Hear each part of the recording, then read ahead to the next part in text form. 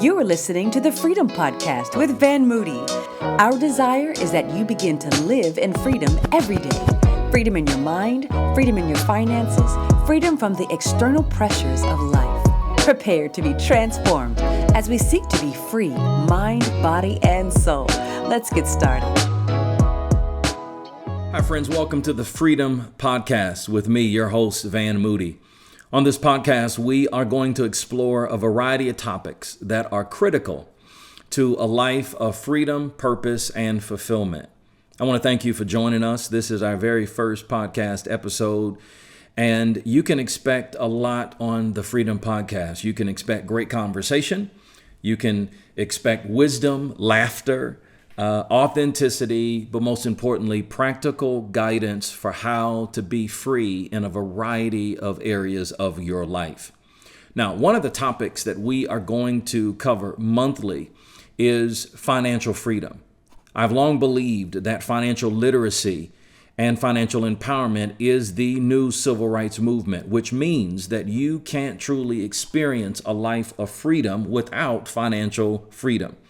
This topic is extremely important, not only for you, but for your children, your children's children, maybe even others that you know, coworkers and friends. So I want to encourage you to invite them to begin to follow us on the Freedom Podcast, because every month we're going to be releasing some absolutely great content that we know will add lots of value to your life. Now, each month, as we dig into this important topic of financial freedom, my co-hostess with the mostest will be my dear friend and brother, George Thompson. I want to tell you a little bit about George. He's a great father. He is a great friend. But George is also a pastor, and he is a nationally recognized financial expert and a motivational speaker. George is the author of several books. I want to share a little bit of them with you. He is the author of Millionaires in Training, The Wealth Builder, Set for Life, and The Mindset of a Champion. One of my favorite books is The Wealth Cycle, that talks about building a financial legacy. And he's also the co-author of The Total Package, that talks about the keys to acquiring wealth and walking in divine health. Now, George has got a lot of passion, a lot of charisma. He's got infectious energy. But he's known for helping to deliver practical content and wisdom so that people understand biblical principles and financial principles that help them to live their best life. In addition to his wealth management business, George has also been a pastor at Faithful Central for 15 years and been in ministry well over 20 years. He is an incredible asset to the body of Christ. He's also a great asset in the financial community. And he has been helping people in a variety of ways for years. He's been featured in several magazines, newspapers, and television programs, and he's a widely sought after financial expert. He is also the recipient of the Stephen Coffey Award, which is a high honor that's given to financial advisors who best reflect a legacy of integrity, professionalism, and dedication to client services. So I could talk all about George and tell you about his long resume. For those of you that wonder if he's educated or not, it's important that you know he's a graduate of Pepperdine University. He holds a BA in business communications and professional designations as a personal financial planner from UCLA. He used to be a volleyball powerhouse and earned a gold medal at the 1991 Olympic Festival. He's now serving as treasurer for the U.S. volleyball team, and George resides in L.A. with his twin boys, George III and Alexander. They have a daughter named Grace and his lovely wife, Kimberly, who's also a great friend. So, George, thanks, man, for being my co-host on this podcast. We've talked about it for a while, and I'm super excited for us to jump right into it. Right, and I'm so excited as well about also just serving and helping people and just understanding that God has a plan and a purpose for your life and just us helping them in that. Excellent. When we start talking about financial freedom, I think it's important, George, and you and I have discussed this, that we start by talking about foundational things. And by way of foundational things, very likened to building a house, if you don't have a firm foundation, doesn't matter how palatial and how big the house is that you want to build, it's all based on a foundation. having the right foundation in place. And the same is the case when it comes to financial freedom and living your best life financially. When we talk about foundational things, that first of all, it's got to start with ownership, settling this issue of ownership. Who owns your stuff? Who owns the money, right, the houses, the cars, all of the trappings of life that we spend so much time going after. A lot of times we think that it's really about us, that we own it. And first we got to settle that issue from the very beginning. Right. And if you think you own everything, that's where all the stress comes from. That's where all the arguments come from. That's where all the depression comes from, in different areas. So the first thing we learn is that the Bible says in Psalms 24:1, the earth is the Lord's and the fullness therein. That means God owns everything. And then he blesses us in all areas. So God blesses us in 4 areas. Sorry, guys, I repeat stuff. 4 areas. First of all, he blesses with time. There's 86,400 seconds in a day. How will we manage that? God stewards our time. He blessed you with life and that abundantly this morning. Second thing that God blesses you with is a talent or a skill. In Ephesians 2:10, I'll let you take it apart too, Bishop, in a moment. We're all uniquely made. It's like you have a fingerprint. Like you read that I have twin sons. And then also visiting with me today is my twin sister. I'm a twin and I have twins, and I have twins, but we all have a different fingerprint. You're uniquely made. Don't try to be somebody else. They're already taken. Third, temple. God blesses you with a body. Take care of your body, your temple. And then fourth, which we're going to hit on hard, is treasure. That's our finances. We have to look at how we manage that and how we're glorifying God. So we want to make sure that we're stewarding all 4 of those very well. Yeah, you said something, George, about how when we settle the ownership issue, that relieves stress. Or when you think that you own everything, that's really the origin of financial stress. And I think that's so critical. I often think about it like when you go rent a car. You and I travel a lot and we go into different airports and cities that we've maybe got to do some work in, and we rent a car. But isn't it interesting, because we don't own that car, we treat that car differently. We want to make sure that when we bring it back, there's gas in it. We drive extra careful because we don't want to get dings in the car, because we know they inspect the car before we take it out and inspect it when we bring it back. So we treat that rental car with a level of care and with a greater level of responsibility, sometimes even beyond our own vehicles, because we know we don't own it. And I think that that's the same mindset that we have to have foundationally when it comes to financial freedom. When you understand that you don't own anything, if you got a diamond ring, that diamond ring came from God's coal. If you're wearing pearls, it came from God's oyster. The paper money in your pocket came from God's trees. When you understand that you don't own anything, but that God has entrusted it to you to be a steward over it, it changes everything.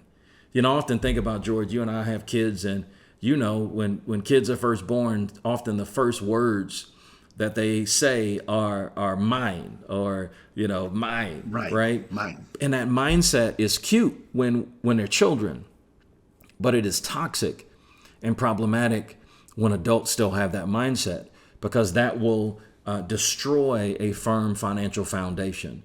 And so it's important then from the very beginning that we settle this issue of ownership, because you can't get on a firm financial foundation thinking that you own everything.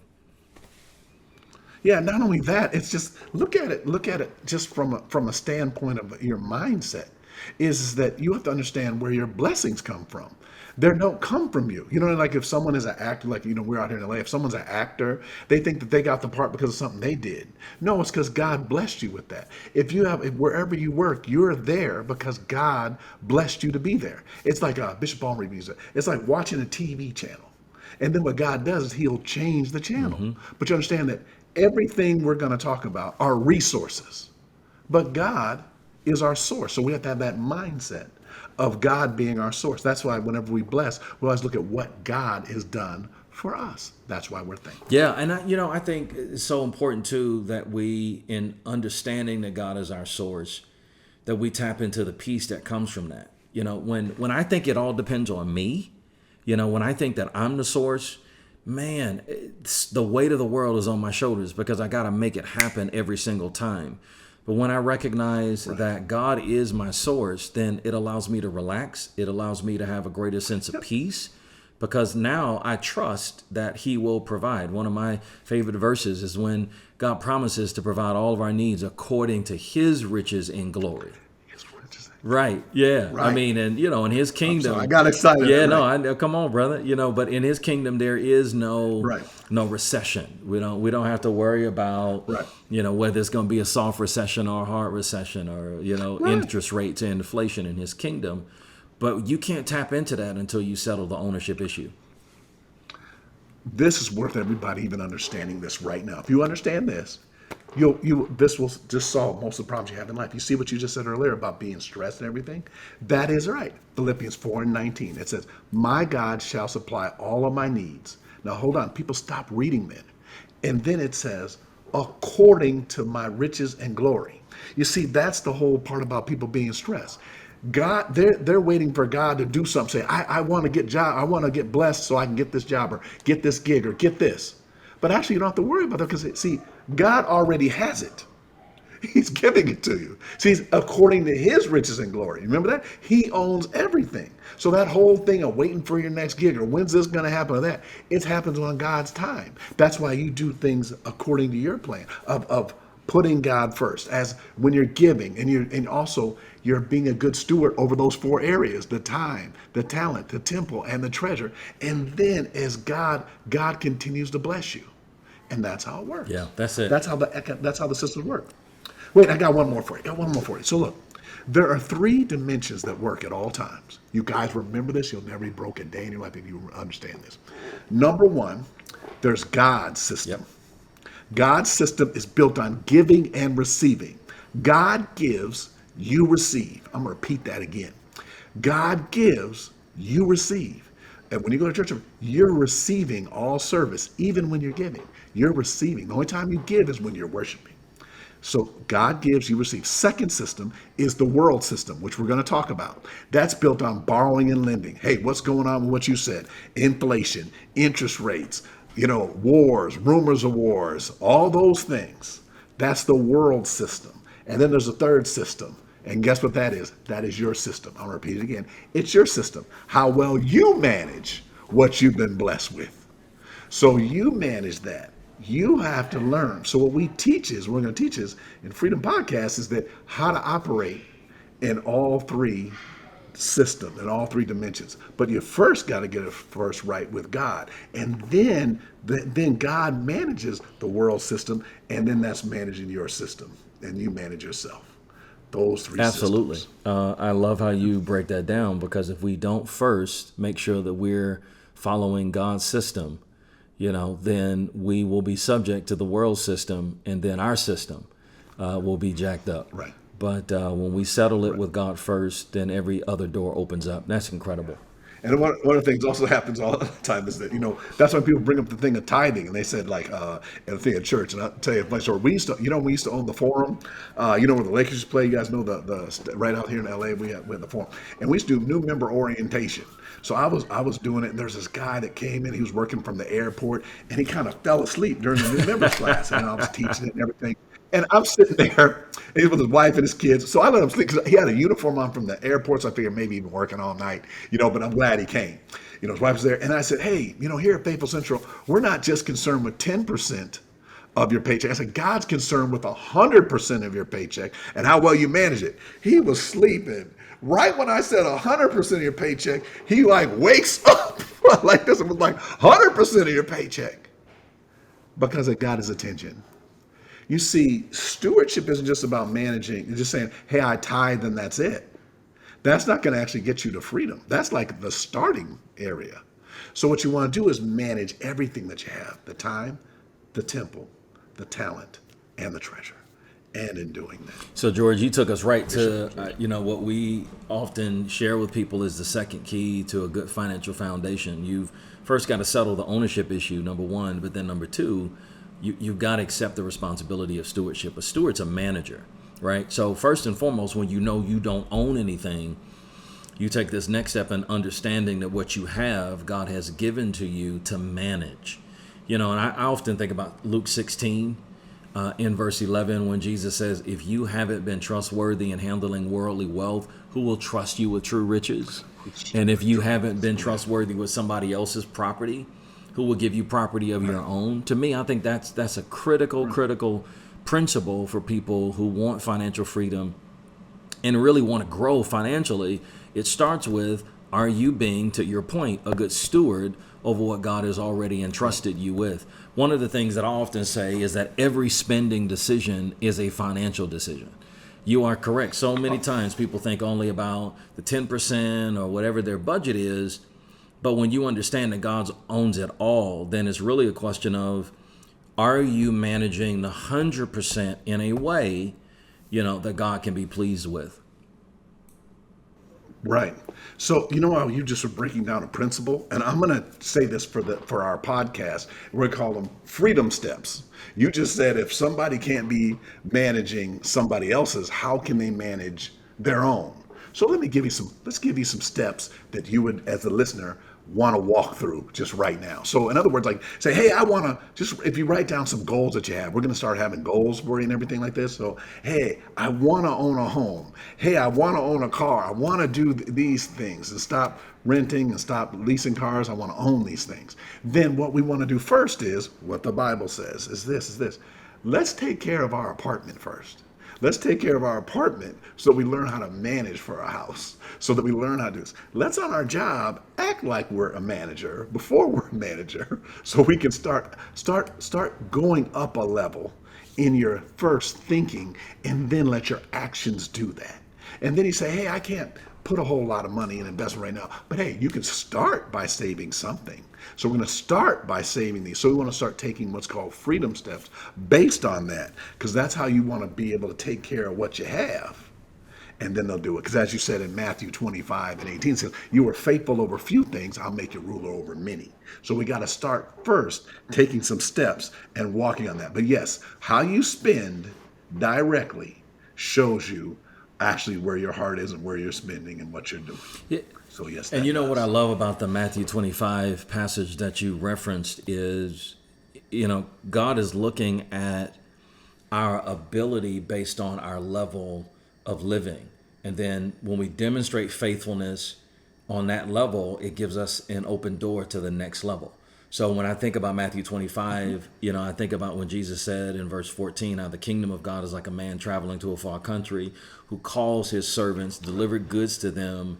And to one he gave 5 talents, to another 2, and to another 1. But then the key is according to their ability.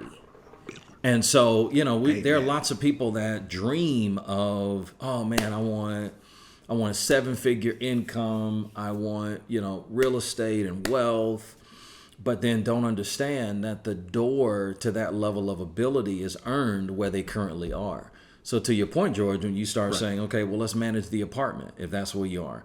Let's make sure that we're good stewards over that. If you are leasing a car, then let's manage that. Or if you're making $30,000 or maybe $75,000 instead of $750,000, okay, well then let's make sure that we're being good stewards over the 75 based on the level that you're living on and the ability that you currently have, because then that leads to the open door for the next thing.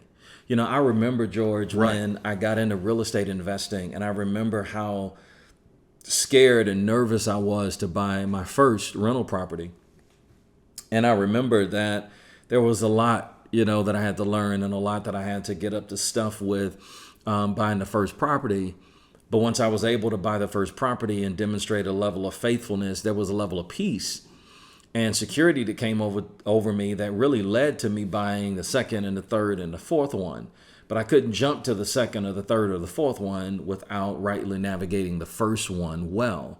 And I think that that's the principle that Jesus is teaching in Matthew 25. So many people have what I call destination disease. They're so focused on where they're trying to go that they really don't steward where they are well. But that's the key to their next place. Right. So that's good. Hey, guys, I would say write this down as you're listening to the podcast, but I'm going to say type it down because don't nobody write anymore but me and doing this. But one of the things that he said destination. So this is the thing. So this is what we want to do is let's look at some of these destinations, but then let's look at the freedom step, the steps we got to get to some of those and to walk through them. That is very good, though, what you said about how the person sets these goals. That's why they got to start setting some baby step goals to actually walk to them. Like you said, when you got your first properties, first is you may want to get your own individual home. And then, by the way, I live out here in Los Angeles, so I'd let you know home prices. I was doing a podcast one day and I sent the guy the home prices out here. He said he thought they were phone numbers. That's how high home values are out here. So I'm just letting you know, I am now talking people into buying. Please keep listening to the podcast till I finish it. It's 900 square foot homes that are 2 bedroom, 1 bath in LA by the stadium, by our church in Inglewood, by SoFi Stadium, and by these things that are 950 square foot, but they're on 5,000 or 6,000 square foot lots. And I'm telling them to buy the home for $450,000 and actually build it into a 3 or 4 bedroom home and totally renovate it, and then it'll be $1 million home. Wow. But they can't see that. You understand? They got to see it. They got to be able. So what I do is I show them the home, and then I take them to plug them Home Depot or Lowe's, and then I show them like how you're going to renovate it. And then I say, "Do you have money to renovate it?" They say, "No." I say, "Look, if you can't fix the floor, if it has water damage, then here, let's buy a rug." And then, hey, you see that crack in there on the wall? Are you going to redo the walls? No, I don't have the money. Hang up a picture. Put a cross up there. You know what I mean? Like, so we just do that. So you understand that we have to get in, and then we got to start working the gift, and then doing it. But it starts with humbleness. Last thing, and I'll kick it right back to you. When you said the person had 5 talents, another person had 2, the 2 talent person did exactly what the 5 talent person did. He doubled it. So we need to stop also looking at what other people are doing, what other people got, and focus on what God blessed you with, and then move it on up. Go to the next level. You really teed me up well, because that's the main point that I think we ought to stress here, that the main role of a steward, we talk about stewardship and management, the main role of a steward is to protect, number one, and to expand what God has given them. So when you look at that parable of the talent, the only person that did not fulfill their obligation is the person that was given 1 talent, because he took it, buried it in the ground, and when the master came back, presented the same one that he was given. Those that were rewarded took what the master gave them, protected it, but expanded it. The 5-talent person turned it to 10, the 2-talent person turned it into 4. That is the expectation. It's not about whether or not you have 2 talents or your neighbor's got 7 talents or your coworker's got 10 talents. It is about, are you protecting and are you expanding that talent that God has given you? Because that's the expectation of a steward, to protect and to expand. Right. And one more thing about this, and we have to do a whole show on this. The one with 1 talent took the talent and buried it in the ground. He came back and said, "I was afraid." That's it. Fear. You see, y'all, people are making decisions right now out of fear. I don't make any decisions out of fear. We were not given the spirit of fear. Love, power, sound mind. That means making sound decisions. That's it. So what happens is, right, people are like now, "Oh my gosh, inflation, it's higher. What do I do?" No, you may have the thing, gas prices right now, or people are, making decisions right now. At least in LA, people are making decisions. They're like, should I eat lunch? Should I get gas? Things like that. So it's like just different things. Should I put my retirement? Should I get some gas? Better some groceries. Would you, and in doing these certain things.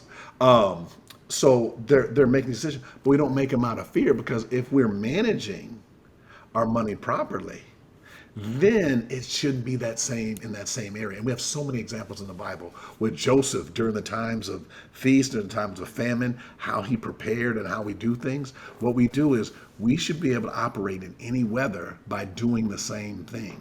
So like this actually higher interest rate environment should actually be helping us buy homes, because there should be less competitors, less people coming and doing certain things, and then certain things. So this should be able to help us. We should be doing a same consistent plan. And that's a God's plan for us. I love it. It's interesting in this parable in Matthew 25 that when the master comes back, he tells the servants, like, "Give me an account. Let me see what you've done with what I've given you." And you're right. The one that was chastised, the one that actually lost, right? Because he took the talent from the one and gave it to the 10-talent dude, but it was all because of fear. You cannot be financially free if fear will guide your financial decisions. If fear controls your financial decisions, you will stay in financial bondage. You won't live the financial life that I think a lot of people really want to live. And this is not just pop psychology. This is directly from Matthew 25. The guy who had one talent that didn't do anything with it, he didn't expand it because of fear. At the end of the story, he ended up with less.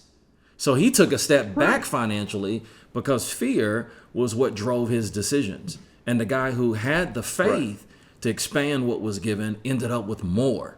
That's revelation for a number of people, because you're right. We allow fear to drive so many of our financial decisions. I was talking a moment ago about when I bought my first rental property. And the biggest thing that I had to get over, George, was the fear. It was like, man, what if I make a mistake? But I had to get over it. I couldn't allow fear to paralyze me, or I never would have started the wealth journey, never would have started purchasing more assets than liabilities that radically changed my life. I always tell people, fear can be a passenger in your life, but you can't let it drive. Like there's a portion of fear that's good, right? The fear of the Lord, or a fear that makes you focus or that makes you work hard. But when fear begins to drive your decisions, you're always going to crash.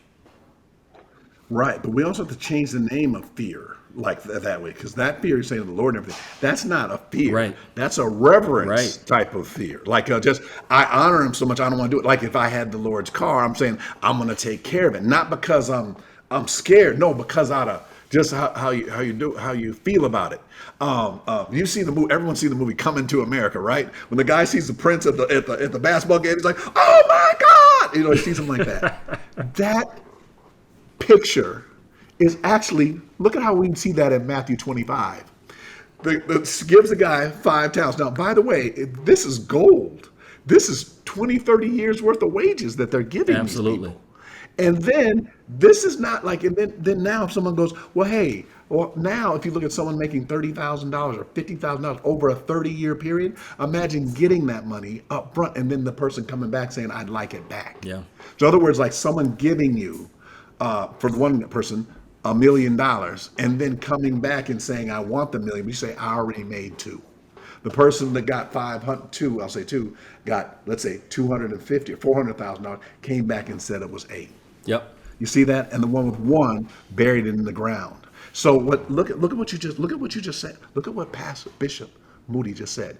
We're saying freedom and faith are exact opposite of not faith, but fear. So we have to move toward freedom and walk in faith to do it, because that's actually what they did. That's what they did. They said, look at what they did. They went at once and went to work with the money. They said at once. Yep. So can't you imagine that picture? When the master came back, they were like, hey, they ran through the field. Hey, remember Coming to America, whole basketball scene. Hey, you gave me $1 million. Look, I got told. Look. Do you see, like they weren't like, and then look, the guy was like, you gave me 2. I got 4. Yeah. Then the guy was like this. He's out in the field like this.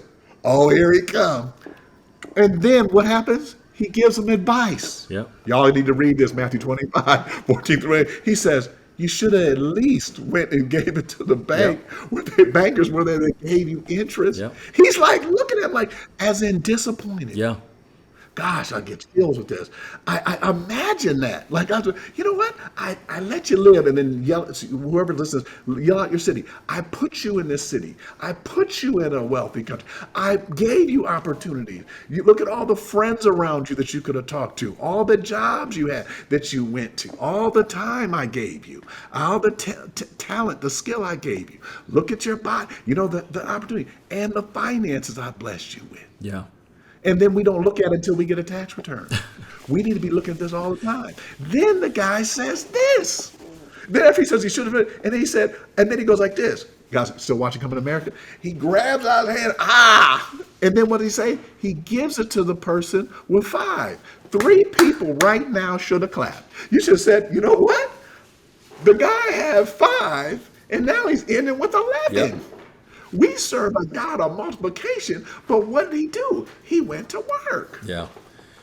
You Man, know, one of the things that I I'm think is sorry. also huge about this notion of faith is, you know, sometimes we can think in really small steps or small kind of terms. So we think, oh, okay, I can handle $100, but man, you know, $100,000, that's a lot of money, and that's also sometimes where fear comes in, because as God gives us increase, we start getting nervous. Like, oh man, you know, blowing $10 is different than blowing $100,000. And I think about that in Matthew 25, because you mentioned it a moment ago. One talent was the equivalent to 32 years of wages. And so, you know, this guy who got one talent is probably thinking, man, it's a lot of money and I don't want to blow it. And for somebody, that may be $5,000. Maybe it's $10,000. Maybe it's $1,000. And we're like, oh my goodness. And because of the amount, however, you know, you classify a big amount of money, fear comes in because you think, okay, I just don't want to blow it. And even that is wrong. You've got to be able to not allow fear to paralyze you, regardless of whatever the amount of money is. This one guy had one talent, 32 years of wages, and he doesn't do anything with it. And I love the point that you brought out, George, how the master starts like chastising him. Like, dude, at least you could have put it in the bank, which once again comes back to what we talked about before. When the master has an expectation that a steward protects and expands, he's like, dude, at least if you would have put it in the bank, I would have gotten some kind of expansion. Now, we know that bank interest rates are not the best in terms of savings. You know, you're not going to get a lot from a savings account that you would get from an investment account. But still, the point is there is some Yes. kind of expectation that there is expansion and a return. And I think that that's really a salient question for everybody. Are we stewarding what God has given us so that there is expansion? Do you get to the end of your year and you're looking at your tax return like, man, I made all of this, but then how much do you have to show for it? What kind of expansion is happening by virtue of whatever the talent is that God has given you? If it's $35,000 a year, $50,000 a year, $100,000 a year, the expectation is if you're going to be on this freedom path, there should be some kind of expansion. If you make $100,000 at the end of the year, you ought to have more than $100,000 to show for it. If you make $50,000 at the end Right. of your year, you ought to have more than $50,000 to show for it. Right. Okay, cool. Everybody. So Bishop Moody just gave it to you. This is the next, we're going to call them steps to freedom. Okay. So let's do this. So pull out a piece of paper. I'm sorry, everybody under 40, don't pull out a piece of paper. Just type on your phone or on your computer what you're going to do. Everybody under 40.